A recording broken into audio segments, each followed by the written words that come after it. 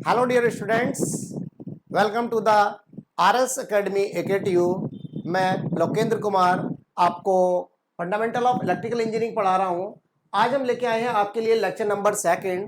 हमने lecture number 1 में कुछ बेसिक डेफिनेशन को डिस्कस किया था, जिसमें हमने देखा था कि जो हमारे AKTU का सेक्शन का पेपर जो है उसमें जो सेक्शन ए आता है उसमें आपके कुछ क्वेश्चंस पूछे जाते हैं 2-2 मार्क्स के।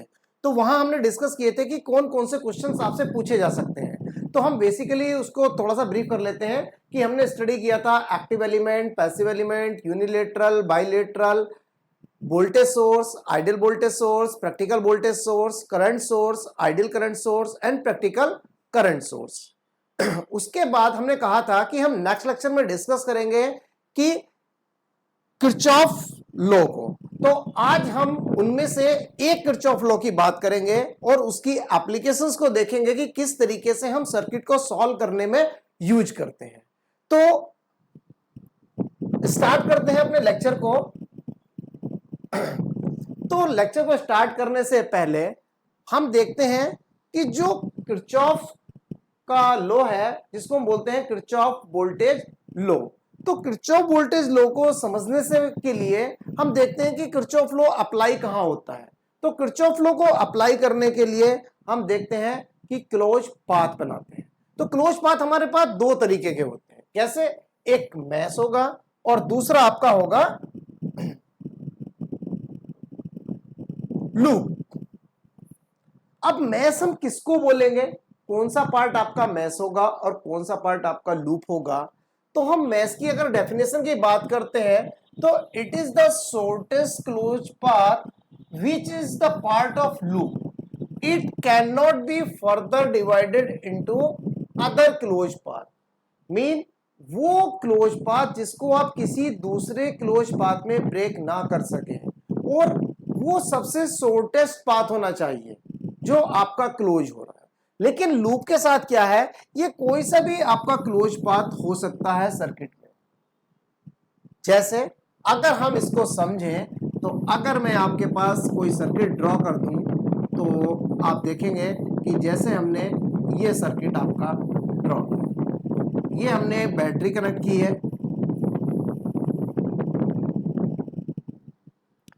बैटरी कनेक्ट करने के बाद अगर आप यहां देखते हैं तो यहां आपके पास एक क्लोज पाथ ये फॉर्म हो रहा है, एक क्लोज पाथ ये फॉर्म हो रहा है और एक क्लोज पाथ ये फॉर्म।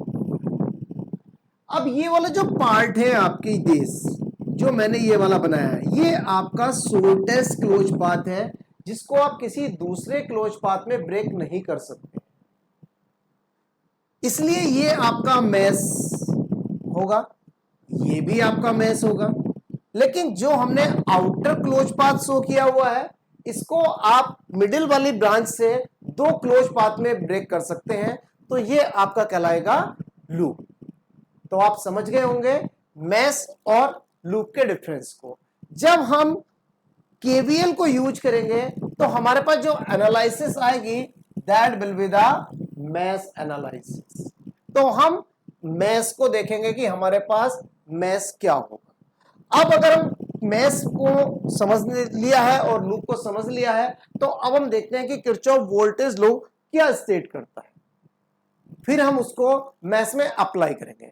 तो किरचॉफ वोल्टेज लॉ स्टेट करता है कि इन एनी नेटवर्क और circuit the algebraic sum of the voltage drop across the circuit element of any closed path loop or mesh is equal to the algebraic sum of EMF in that path। ये तो आपकी एक theoretical definition हो गई। अगर आपसे लिखने के लिए आए तो आप इसको याद करें। अब इसको हम समझते हैं कि किस तरीके से आपका केवीएल स्टेट कर रहा है।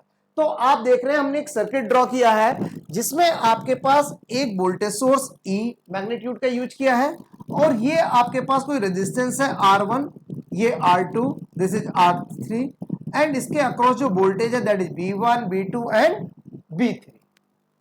अब ये कह रहा है कि किसी भी क्लोज पाथ पर, ये एक सर्किट है और इसमें एक क्लोज पाथ फॉर्म हो रहा है, जितना भी वोल्टेज ड्रॉप होगा उसका सम, यानी कि वोल्टेज ड्रॉप कहां होगा, जो आपके एलिमेंट कनेक्ट है जैसे resistance R1, R2 and R3, तो इनके अक्रॉस जो वोल्टेज ड्रॉप है V1, V2 एंड V3, ठीक है, इनका सम इक्वल टू किसके होगा, जितने भी इस क्लोज पाथ में ईएमएफ सोर्स लगे हुए होंगे उनके मैग्नीट्यूड। या दूसरी तरीके से अगर हम कहें कि किसी भी close path, in any close path the algebraic sum of all voltage source and voltage drop across each element in that closed path is equal to 0। तो हमने दिखाया summation of V J is equal to 0, या हम लिख सकते हैं summation of EMF, जितने भी ईएमएफ होंगे plus summation of I R is equal to 0। अब यहां हमें दो चीज समझने की जरूरत है।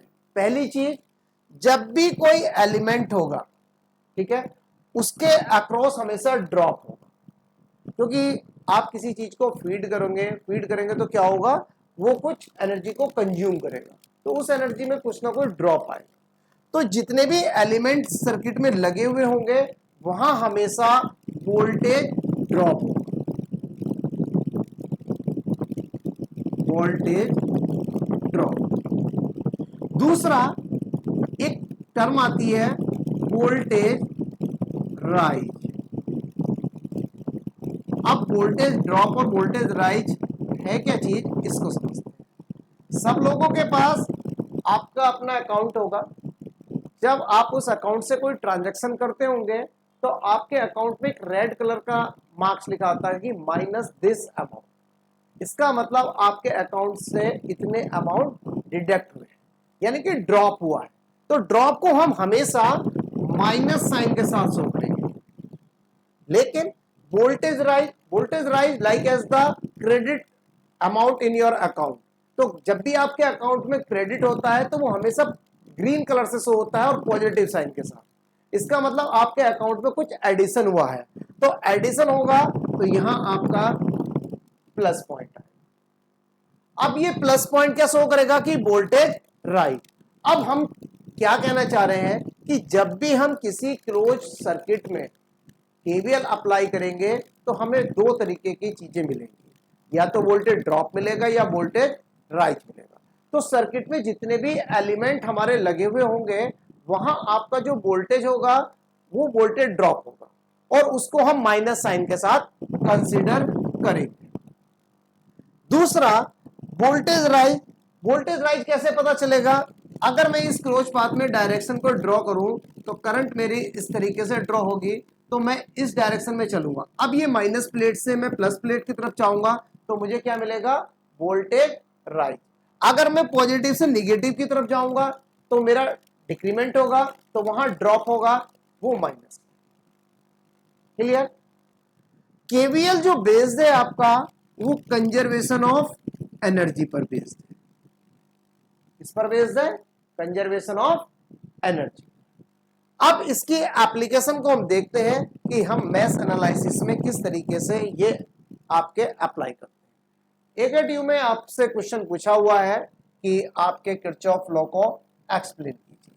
तो एक्सप्लेन करने के लिए आप उसका स्टेटमेंट लिखेंगे, स्टेटमेंट लिखने के बाद एक सर्किट बनाएंगे, सर्किट बनाने के बाद केवीएल की हम इक्वेशन लिखेंगे।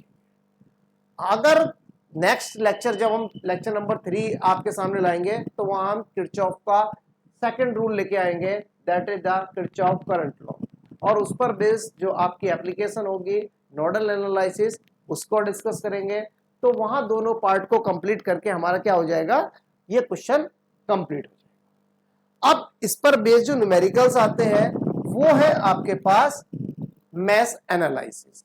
अभी 2023-24 में जो आपका सेशन हुआ है आपके सीनियर्स का, वहां आपसे क्वेश्चन पूछा गया था कि explain the mesh analysis steps, कि आपके मैश एनालिसिस को करने के लिए कौन कौन से स्टेप्स हैं वो आप बताइए। तो यहां आपका सबसे पहले हम जो क्या करते हैं, सबसे पहले हम आइडेंटिफाई करते हैं number of mesh in the circuit.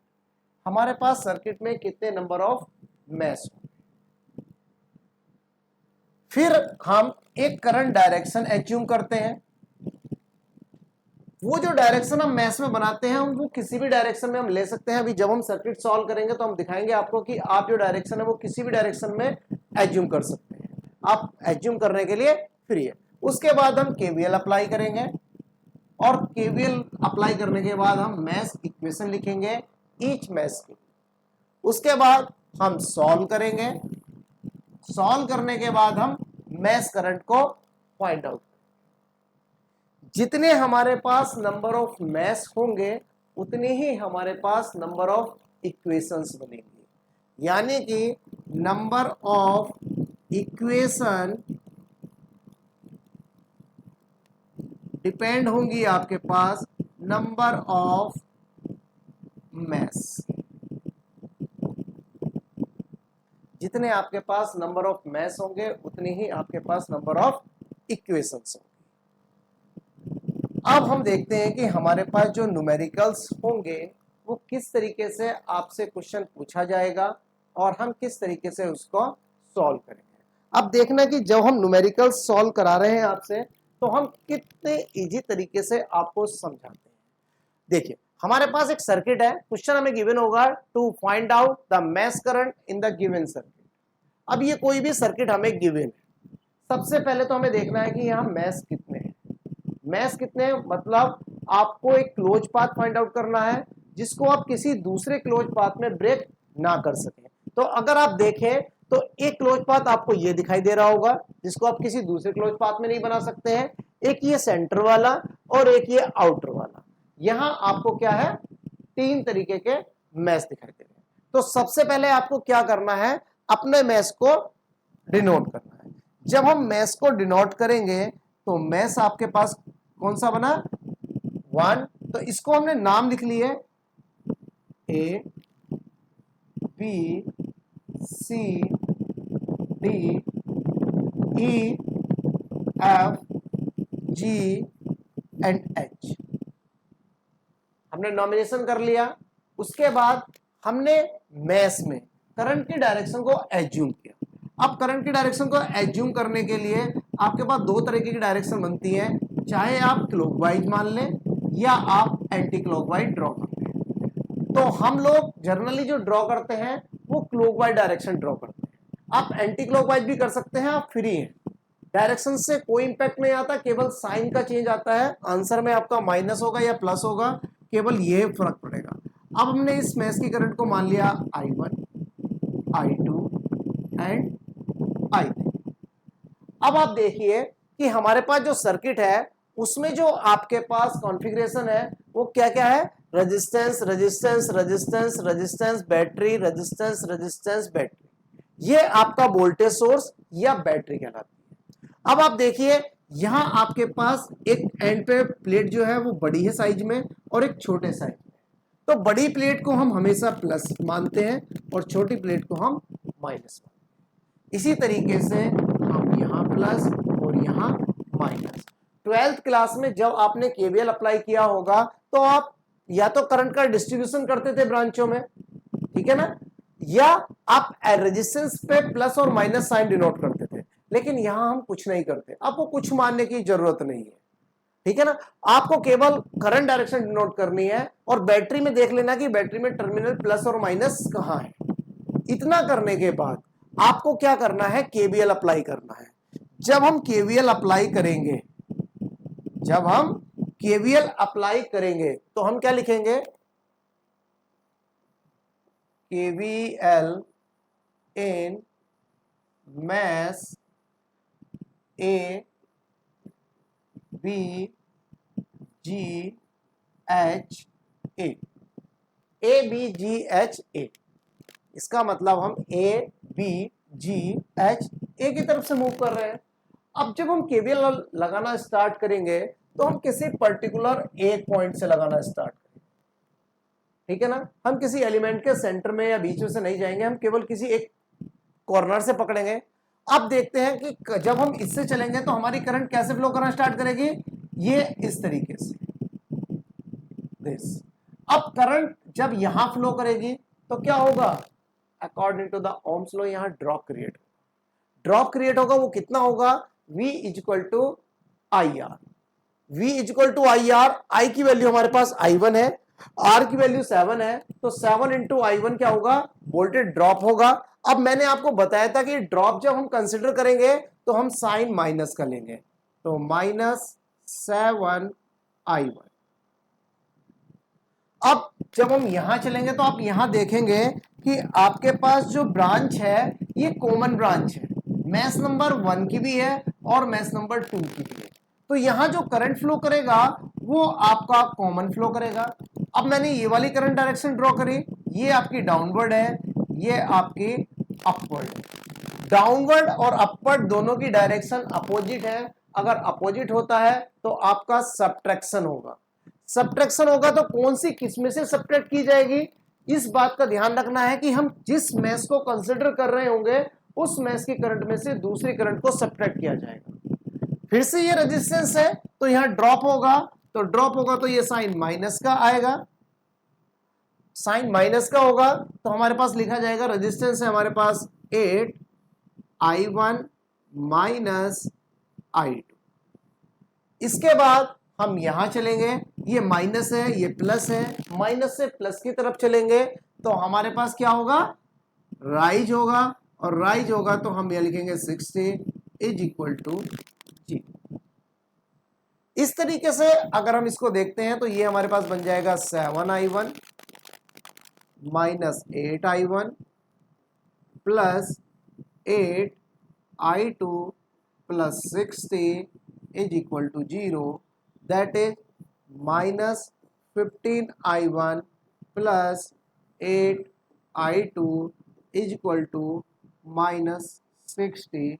This is the equation number 1। हमने मैश नंबर 1 के लिए इक्वेशन लिख ली। अब हम सिमिलर तरीके से जो हमारे पास मैश नंबर 2 है और मैश नंबर 3 है उसके लिए इक्वेशन अप्लाई करेंगे। तो इन मैश, चेंज कर लेता हूं मैं, in mesh B C F G B, यहां से चलेंगे तो फिर से रेजिस्टेंस होगा, तो फिर से -12I2, क्योंकि मैश 2 की करंट हमने I2 मानी है। फिर से ये क्या है, डाउनवर्ड है, ये अपवर्ड है, फिर से अपोजिट, यानी कि फिर से सब्ट्रैक्शन होगा। किसमें से सब्ट्रैक्ट किया जाएगा, I2 में से I3, क्योंकि हम I2 को कंसिडर कर रहे हैं। 10 ओम का रेजिस्टेंस है, यहां फिर से ड्रॉप होगा, तो 10I2 माइनस I3। आप इस वाले चलेंगे, ये फिर से कॉमन है, -8I2 minus I1 is equal to 0। अब इसको अगर हम सिंप्लीफाई करें तो ये आपके पास आ जाएगा -12I2 minus 10I2 plus 10I3 minus 8I2 plus 8I1 is equal to 0।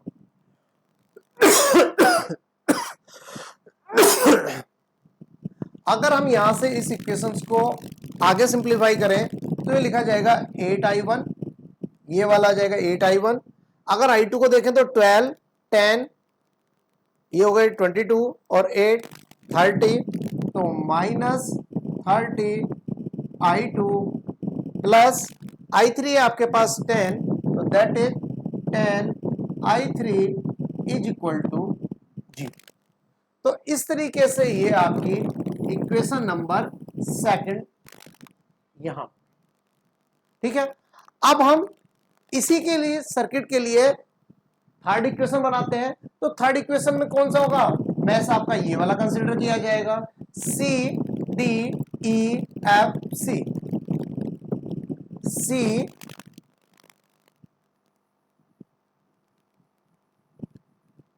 C D E F C। अगर हम इसमें कंसीडर करते हैं तो आपके पास सबसे पहला रेजिस्टेंस मिलेगा 5 ओम का, यहां क्या होगा, ड्रॉप होगा। उसके बाद 6 ओम का रेजिस्टेंस, यहां भी ड्रॉप होगा। करंट आपकी I3 फ्लो कर रही है, तो -5I3 -6 I3। अब इसके बाद आपके पास क्या है, बैटरी कनेक्टेड है।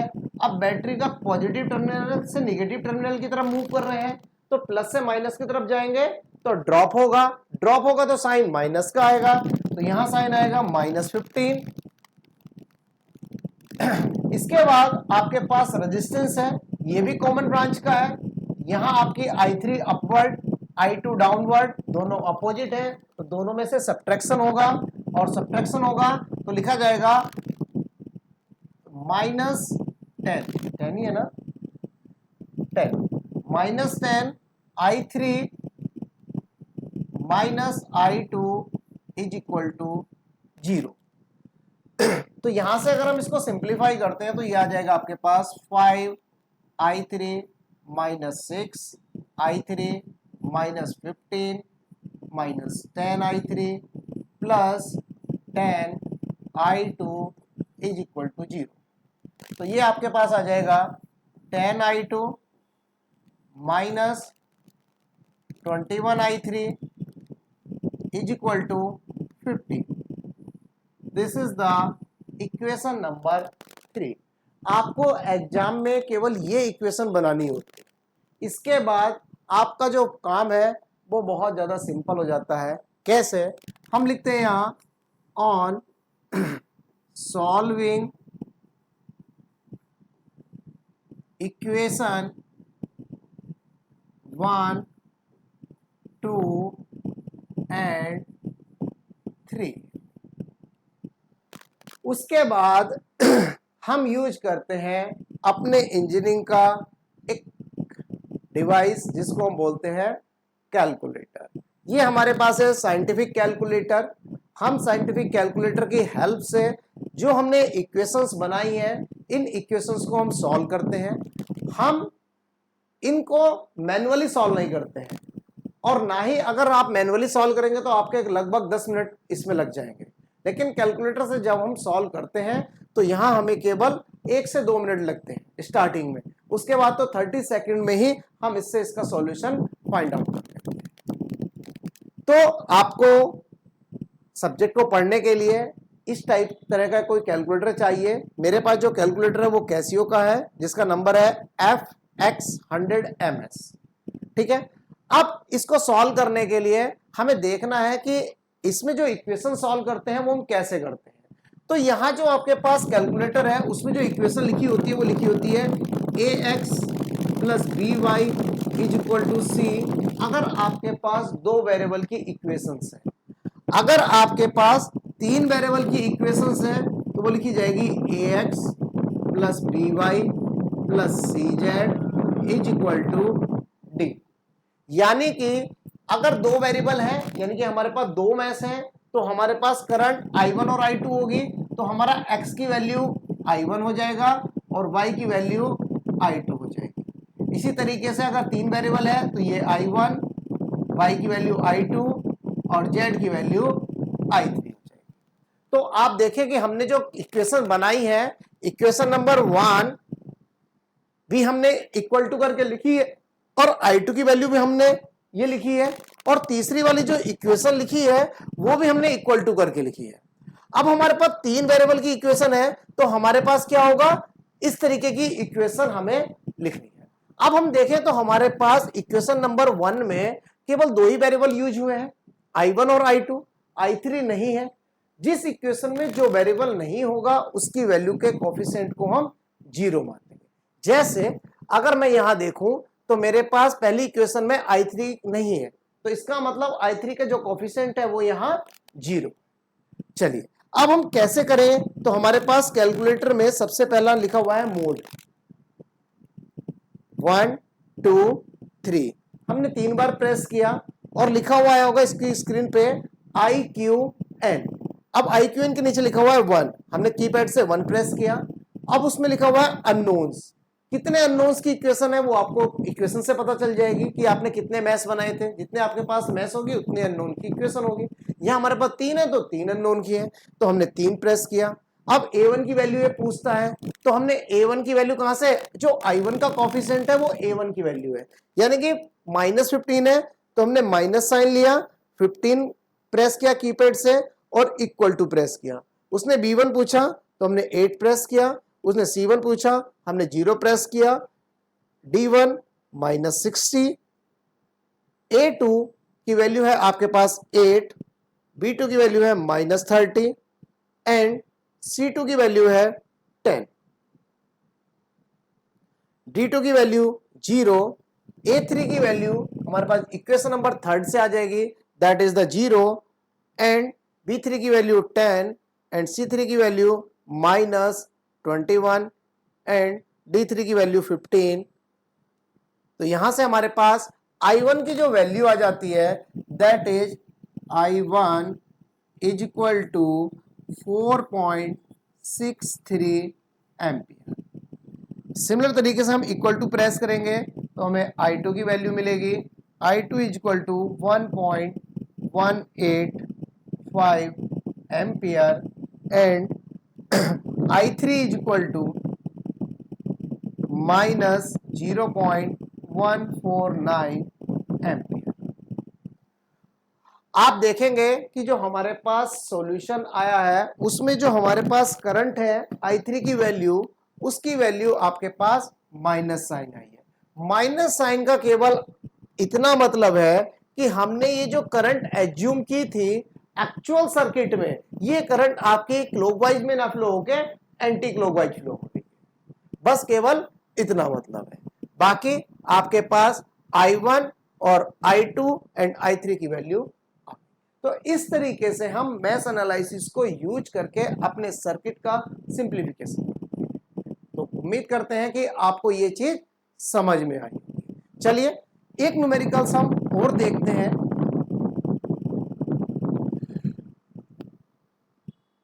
यहां क्वेश्चन थोड़ा सा चेंज हुआ। चेंज क्या हुआ कि हमने जो वोल्टेज सोर्स था उसको रिप्लेस कर दिया करंट सोर्स। ठीक है, चलिए इसको भी समझ लेते हैं। क्वेश्चन आपको गिवन है apply mesh analysis and obtain the current through 5 ohm resistor in the given circuit. पहले वाले क्वेश्चंस में आपसे पूछा गया था कि आपको मैश करंट फाइंड आउट करनी है, तो हमने I1, I2, I3 की वैल्यू फाइंड आउट कर ली थी। अब उसने कहा है कि पर्टिकुलर रेजिस्टेंस से आपको करंट फाइंड आउट करना है, तो करंट फाइंड आउट करेंगे, इसका मतलब हमें इस एलिमेंट से करंट फाइंड आउट करना है। तो सबसे पहले हम क्या करेंगे, वही चीज कि हम अपना नॉमिनेट करेंगे। हमने मान लिया A, B, C, D, E, F, G, H।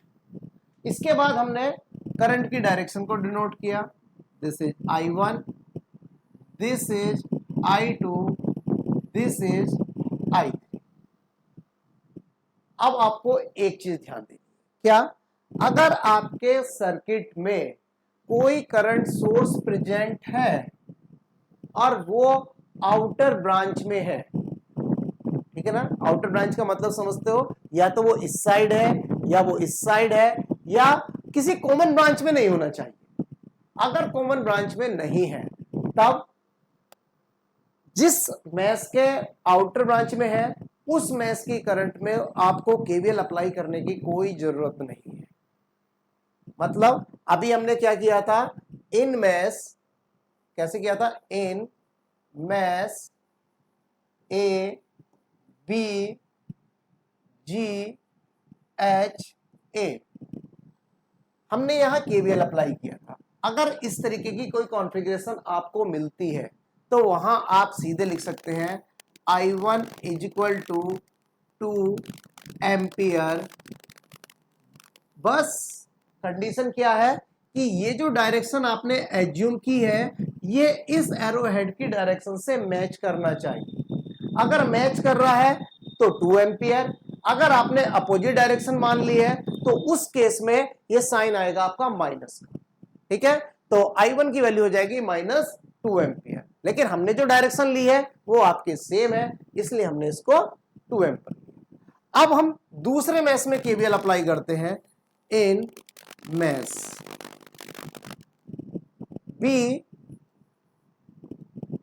C F G B, in mesh B C F G B B से चलेंगे, रेजिस्टेंस मिलेगा, ड्रॉप होगा तो साइन माइनस का आएगा, माइनस आई 5i2। उसके बाद 2 में आएंगे तो ये आपका कॉमन है, ये डाउनवर्ड है, ये आपका अपवर्ड है, तो आपका फिर से सब्ट्रैक्शन होगा, तो -2i2 माइनस i3, फिर से इधर आएंगे तो -2, ये डाउनवर्ड है, ये आपका अपवर्ड है, तो अपोजिट होगा i2 minus i1, i2 minus i1 is equal to 0। अब अगर हम इसको सॉल्व करें तो -5i2 minus 2i2 plus 2i3 plus 2i2 plus 2i1 is equal to 0। ये आपका साइन माइनस का आएगा, ये आ जाएगा i3 माइनस 2i2। तो यहां हम वैल्यू पुट करते हैं तो -5 -2 -9i2 plus 2i3 is equal to, i1 की वैल्यू है 2 एम्पियर, तो 2 इंटू 2 ये माइनस में हो जाएगा, तो ये वैल्यू आ जाएगी आपके पास -9i2 plus 2i3 is equal to -4। This is equation number 1। अब हम देखते हैं कि हमारे पास जो दूसरी वैल्यू है वो कितनी आती है। तो in mesh C D E F C, C से चलते हैं, रेजिस्टेंस मिलेगा -4i3, अब ये प्लस है, प्लस माइनस, प्लस से माइनस की तरफ चल रहे हैं तो क्या होगा, ड्रॉप होगा, ड्रॉप होगा तो माइनस का साइन आएगा, फिर से रेजिस्टेंस है तो -2i3 minus i2 is equal to 0। तो यहां से अगर हम इसको सिंप्लीफाई करते हैं तो 4i3 minus 100 minus 2i3 plus 2i2 is equal to 0। तो ये आ जाता है 2i2 minus 6i3 is equal to 100। This is the equation number 2। अब हमारे पास दो इक्वेशन बनी है, दोनों इक्वेशन को हम सॉल्व करेंगे और सॉल्व करने के बाद फिर से हम क्या करेंगे, इसको इक्वेशन में पुट कर देंगे। अब जब आपने कैलकुलेटर से इक्वेशन को सॉल्व किया होगा तो आपके पास दोबारा अगर इसको स्टार्ट करना तो क्या करना पड़ेगा, शिफ्ट दबाइए, मोड का बटन दबाइए जहां लिखा हुआ है CLCR। अब इसमें लिखा हुआ है MC1 मोड 3, तो हम 3 नंबर दबाते हैं, 2 बार इक्वल टू करते हैं और ये कैलकुलेटर आपका क्लियर हो जाता है। अब हमें 2 करनी है तो फिर से आपको मोड में जाना है, फिर से हमने 3 बार प्रेस किया, इक्वेशन 1 अननोन, इस बार हमारे पास 2 है, तो A1 की वैल्यू है हमारे पास -9, B1 की वैल्यू है आपके पास 2, C1 की वैल्यू है -4, A2 की वैल्यू है आपके पास 2, B2 की वैल्यू है -6 एंड C2 की वैल्यू है 100। तो यहां से हम सॉल्व करते हैं तो हमें वैल्यू जो मिलती है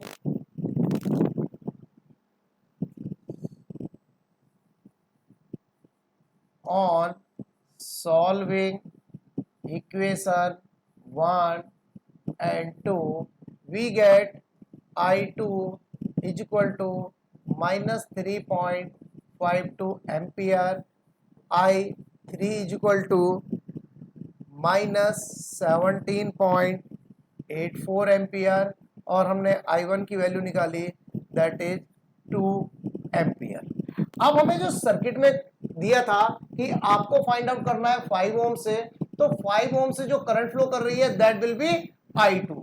इसका मतलब जो हमारे पास 5 ओम होगा, that value is equal to I2, जिसकी वैल्यू है हमारे पास -3.52 एम्पियर। क्वेश्चन में अगर आपका माइनस आ रहा है तो उससे कोई प्रॉब्लम वाली बात नहीं है। माइनस केवल आपकी डायरेक्शन को शो कर रहा है कि आपने जो डायरेक्शन मानी हुई है वो आपकी रिवर्स ऑर्डर की है, बस केवल इतना मतलब है।